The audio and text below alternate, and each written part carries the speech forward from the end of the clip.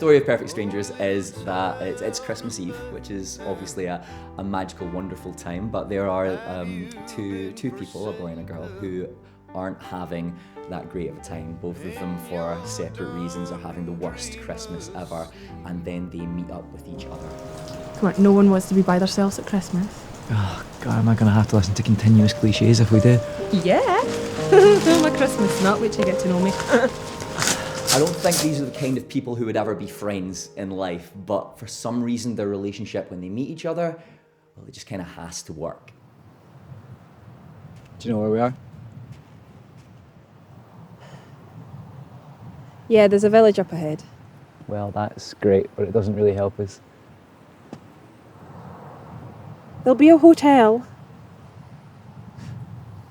A hotel on Christmas Eve. It'll be fine. It's a tiny village and I will happily camp out in a bar stool, wouldn't you?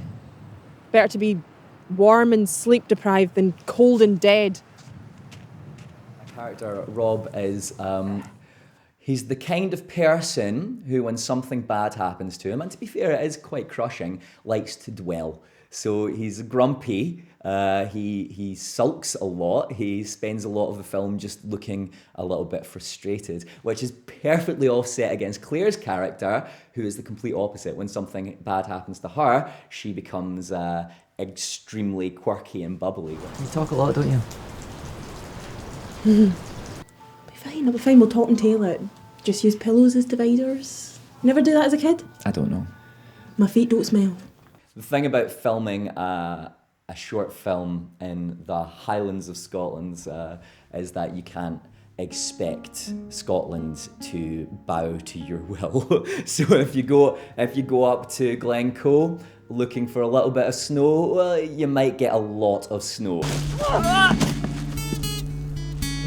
What happens a lot in Scotland is we make films about how hard it is to live in poor socio-economic climate, which is really depressing. We make a lot of films about how tough it is to live in a scheme or how hard it is to live with drugs. And these issues are real, but Scotland is so much more than that. Scotland has beautiful scenery. We've got this rich history. Scotland has castles that are older than America is in terms of its entire history. So why do we always have to be making films about how hard it is to live in Scotland when we've got all this beauty around us? We've got these incredible hills in Glencoe and further north. So much beautiful, incredible stuff in Scotland, and I think it's really nice that we've got a short film that celebrates cuteness and love and happiness and Christmas instead of talking about like how tough it is to live in a period of time when it's difficult to live. Let's focus on the nice things and the good things and make a cute, lovable short film that touches you in your heart rather than something that makes you feel awful in your head and feel bad about how the world is. I like to feel good about how the world is, and I think that's what this film does.